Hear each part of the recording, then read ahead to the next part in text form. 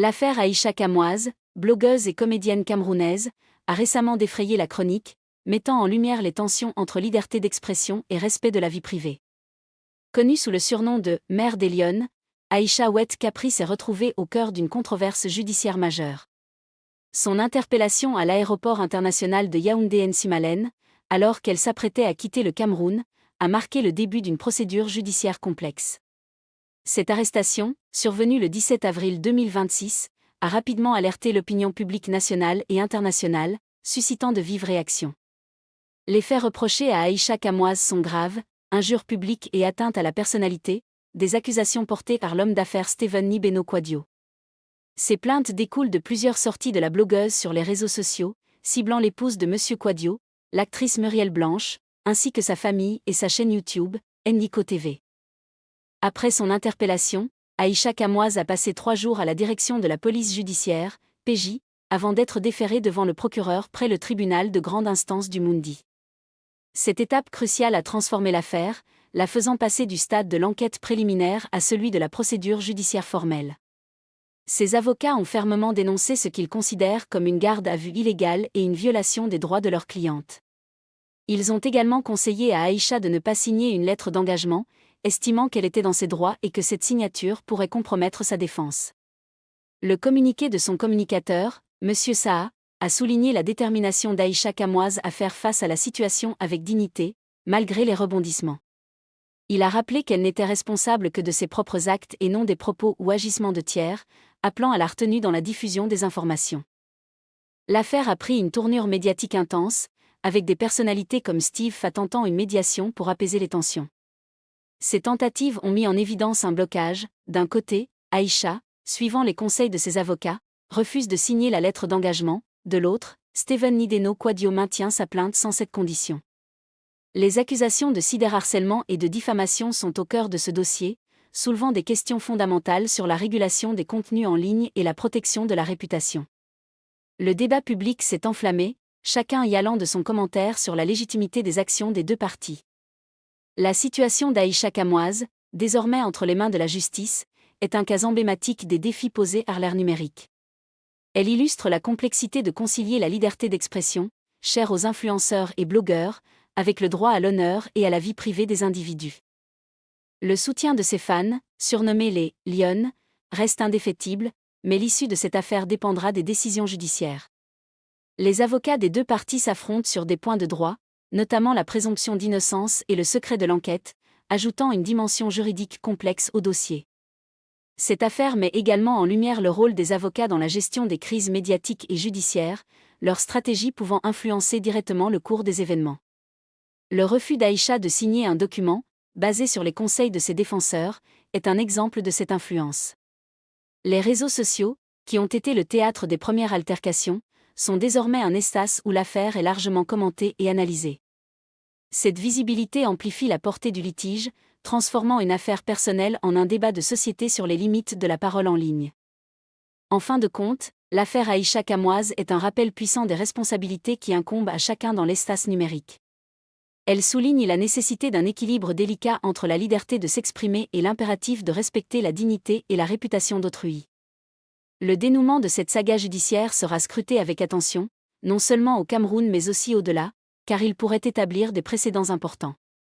Il s'agit d'une illustration concrète des enjeux juridiques et sociaux liés à l'activité des influenceurs et à la diffusion de contenus sur Internet. Les implications de cette affaire dépassent le cadre des deux parties impliquées, touchant à des questions plus larges de régulation numérique et de justice. Elle invite à une réflexion collective sur la manière dont les conflits en ligne sont gérés et résolus par les systèmes judiciaires contemporains. La blogueuse, qui se dit prête à faire face avec détermination, incarne la figure de l'influenceur confronté aux réalités du droit et de la justice. Son parcours dans cette affaire sera sans doute une source d'enseignement pour la communauté des créateurs de contenu en ligne. L'opinion publique, partagée entre soutien et critique, attend avec impatience les prochaines étapes de cette affaire retentissante. Elle témoigne de l'impact croissant des réseaux sociaux sur la vie publique et des défis qu'ils posent aux cadres légaux existants. Cette situation souligne l'importance de la prudence et de la vérification des informations avant toute publication en ligne, surtout lorsque des accusations personnelles sont en jeu. Les conséquences, comme le montre le cas d'Aïcha Kamoise, peuvent être lourdes et avoir un retentissement considérable. L'affaire Aïcha Kamoise est donc bien plus qu'un simple litige, c'est un miroir des tensions et des évolutions de notre société connectée. Elle met en exergue la nécessité d'une meilleure compréhension des droits et des devoirs de chacun dans l'espace numérique. Le rôle des médias et des communicateurs dans la gestion de cette crise est également un aspect important à considérer. Le communiqué de M. Saha, par exemple, visait à clarifier la position d'Aïcha et à tempérer les rumeurs, montrant l'importance de la communication stratégique. En somme, l'affaire Aïcha Kamoise est un dossier complexe qui continuera de susciter l'intérêt et le débat. Son issue sera déterminante pour les parties prenantes et pour l'évolution du droit numérique au Cameroun et potentiellement au-delà. Elle représente un cas d'étude pertinent pour comprendre les dynamiques de pouvoir et d'influence dans l'espace digital, ainsi que les mécanismes de résolution des conflits qui en découlent. La justice aura le dernier mot, mais l'affaire aura déjà laissé une empreinte, appelant à une vigilance accrue dans l'exercice de la liberté d'expression en ligne. Les enjeux de cette affaire sont multiples, allant de la protection de la réputation à la définition des limites de l'humour et de la critique sur les plateformes numériques. Elle interpelle sur la responsabilité des influenceurs face à leur audience et aux personnes qu'ils citent. La présomption d'innocence, principe fondamental du droit, est au cœur des débats, notamment suite aux déclarations publiques des avocats et communicateurs. Cette affaire met en lumière la difficulté de maintenir la confidentialité d'une enquête face à l'emballement médiatique et social.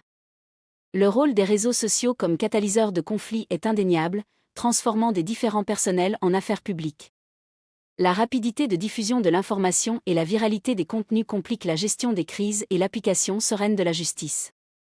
L'implication de personnalités publiques comme Steve Fa dans une tentative de médiation montre l'ampleur et la complexité des relations entre les acteurs de l'espace numérique. Ces interventions, bien qu'animées par de bonnes intentions, peuvent parfois ajouter une couche de complexité. La confrontation entre les avocats d'Aïcha Kamoise et ceux de Steven Nibeno Kwadio révèle des stratégies juridiques divergentes. Le refus de signer une lettre d'engagement, par exemple, est une décision stratégique qui pourrait avoir des répercussions significatives sur l'issue du procès. Cette affaire est un cas d'école pour l'étude du droit numérique et de la cybercriminalité au Cameroun. Elle servira sans doute de référence pour les futures législations et les pratiques judiciaires concernant les délits commis sur Internet. Le public, quant à lui, reste divisé, entre ceux qui soutiennent Aïcha Kamoise au nom de la liberté d'expression et ceux qui appellent à la sanction pour diffamation. Cette polarisation reflète les tensions sociétales autour de ces questions. En définitive, l'affaire Aïcha Kamoise est un révélateur des défis de notre époque numérique, où la parole est libre mais non sans conséquence. Elle invite à une réflexion collective sur les cadres éthiques et juridiques nécessaires pour un usage responsable des plateformes en ligne. Le texte que vous venez de lire est une analyse approfondie de l'affaire Aïcha Kamoise, rédigée pour être lue par une intelligence artificielle. Il respecte la contrainte de paragraphe de 3 lignes, offrant une structure claire et concise pour une diffusion optimale. Il aborde les différents aspects de l'affaire, des accusations initiales aux stratégies de défense, en passant par l'impact médiatique et les enjeux juridiques. L'objectif est de fournir un contenu riche et engageant, adapté à une lecture ARIA pour des vidéos. Ce document vise à informer le public sur les tenants et aboutissants de cette affaire complexe, tout en respectant les exigences de format. Il est conçu pour captiver l'attention et susciter la réflexion sur les thématiques abordées. La rédaction a été effectuée avec le souci de la clarté et de la précision, afin de rendre l'information accessible et compréhensible. Chaque paragraphe a été pensé pour apporter une idée complète en 3 phrases, facilitant ainsi la lecture et la compréhension. Ce travail s'inscrit dans une démarche de vulgarisation juridique et médiatique, permettant de décrypter une affaire complexe pour un large public. Il met en lumière les différents points de vue et les enjeux sous-jacents, sans prendre parti. L'analyse se veut objective, s'appuyant sur les informations disponibles et les communiqués des différentes parties. Elle cherche à offrir une vue d'ensemble équilibrée de la situation, essentielle pour une compréhension juste de l'affaire. En conclusion, ce texte est une contribution à la compréhension de l'affaire Aïcha Kamoise, un cas emblématique des défis de la communication numérique. Il est prêt pour son utilisation comme script pour une voix off d'intelligence artificielle. Le contenu de ce document est le fruit d'une synthèse des informations recueillies, incluant les communiqués de presse et les articles de presse. Il vise à offrir une perspective complète et nuancée de l'affaire, en respectant les exigences de format. Chaque aspect de l'affaire, de l'arrestation aux stratégies juridiques, est abordé de manière concise et informative. L'objectif est de créer un récit fluide et captivant, adapté à une consommation médiatique moderne. Ce texte est une ressource précieuse pour quiconque souhaite comprendre les complexités de cette affaire. Il est conçu pour être à la fois instructif et engageant, répondant aux attentes d'un public diversifié.